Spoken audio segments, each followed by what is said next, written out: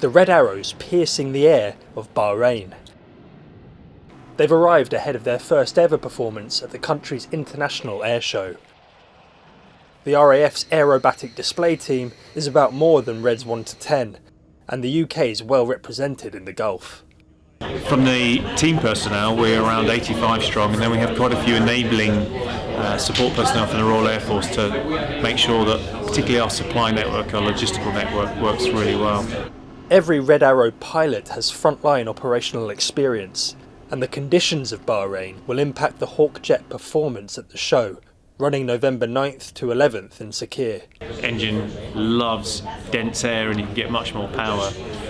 But equally, or on the other side of the equation, when you're handling the aircraft in really hot, dusty, low visibility conditions, and I think for a lot of the frontline pilots have experienced flying in the Middle East, either in operations or in exercises, which is why we come to this region to keep that skill set.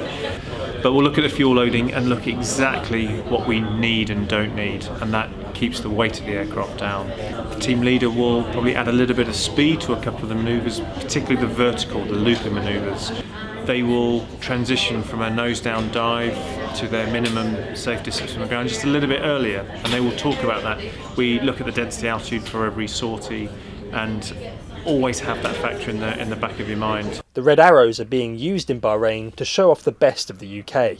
It adds that bit of pizzazz that if you like, the regular military engagements that we have, we deliberately downplay a lot of these things, but they can show it off to the public.